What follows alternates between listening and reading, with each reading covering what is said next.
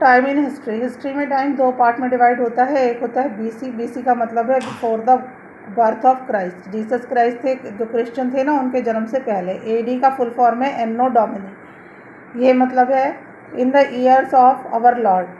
BC जो है उल्टा चलता है 100 से 99 की तरफ और 99 से 100 की तरफ AD. Geographical framework. Geographical framework का मतलब है कि हिस्ट्री में ज्योग्राफी का क्या रोल है, हमारा जो कैसे माउंटेन बने, कैसे लोगों ने ट्रैवलिंग की, इस बारे में इसमें पढ़ाया जाता है। इसमें बताया है कि जो रिवर्स की जो प्लेन्स हैं वो मोस्टली हम लोग जो कहाँ रहते थे, नदियों के किनारे रहते थे। क्यों रहते थे? क्योंकि वहाँ पर उनको सफिशेंट वाटर मिलता था पीने के लिए, क्रॉप्स के लिए। और जैसे गंगा, इंडस, इन नदियों के किनारे लोग रहा करते थे। फिर है sources of pre history. History के दो पीरियड है, एक है प्री हिस्ट्री, एक है हिस्ट्री। प्री हिस्ट्री मतलब हिस्ट्री से पहले का समय। तो हिस्ट्री से पहले के समय के लिए हम क्या क्या स्टडी करते हैं, जैसे पेंटिंग्स हैं, टॉय हैं उस ज़माने के, कॉइन्स हैं, आइडल्स मतलब मूर्तियां हैं, इंस्क्रिप्शंस हैं। Archaeological sources.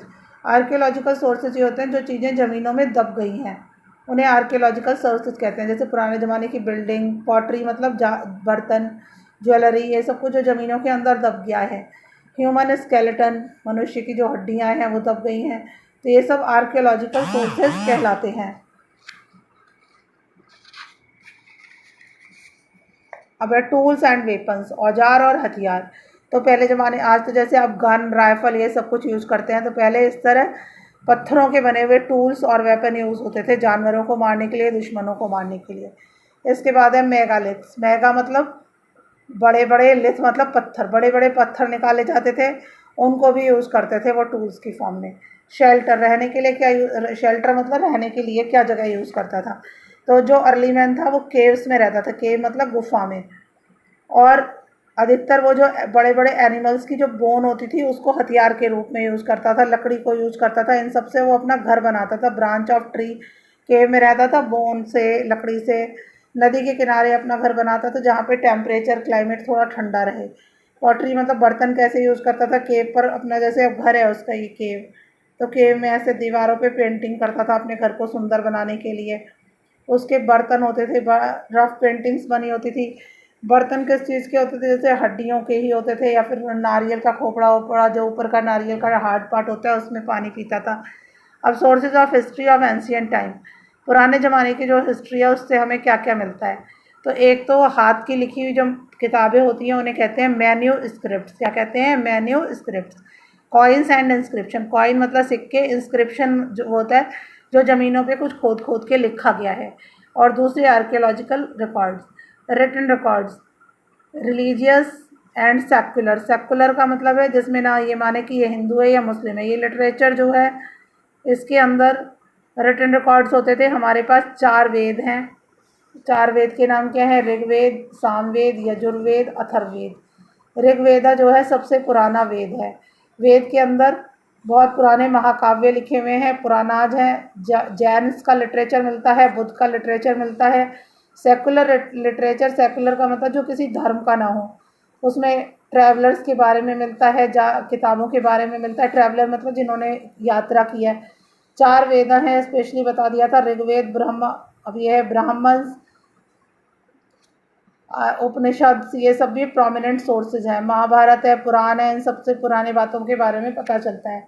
जैन्स का और बुद्धिज्म का लिटरेचर क्या होता है। पुराना जो लिटरेचर है जैनिज्म, ये हमारे जैनिज्म किस भाषा में लिखा गया है? भाषा है प्राकृत। जैनिज्म में जैन के बारे में मिला है और ये अधिकतर बिहार में, मध्य प्रदेश में हुआ है। महावीर स्वामी जैनों के मेन स्वामी थे। और बुद्धिस्ट लिटरेचर जो है इसमें बौद्ध के बारे में बताया गया है। एक किताब लिखी गई है, कल्हन एक पोएट थे, उन्होंने लिखी थी राज तरंगणी। हर्षचरिता लिखी थी बाण भट्ट ने, ये याद होना चाहिए। विशाखा दत्ता कालिदास ने लिखी थी। इस तरह से ये चीज़ें आपको, क्योंकि मैं पूरा एक एक वर्ड नहीं पढ़ रही हूँ, बहुत दिन लग जाते हैं एक चैप्टर पढ़ाने में। फिर क्रॉनिक्स, अर्थशास्त्र एक किताब हुई है जिसमें इकोनॉमिक्स के बारे में लिखा गया है, वो कौटिल्या ने लिखी थी।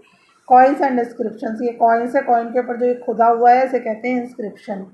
तो पुराने ज़माने में कॉइन्स से भी पता लगता है कौन सी मेटल यूज़ होती थी, कौन से उस समय राजा थे, क्या था, क्या पीरियड था, ये सब कुछ पता चल जाता है। इंस्क्रिप्शन दीवारों पर, पिलर्स पर, पिलर खम्भों पर जो खोद खोद के लिखा गया है उन्हें इंस्क्रिप्शन कहते हैं।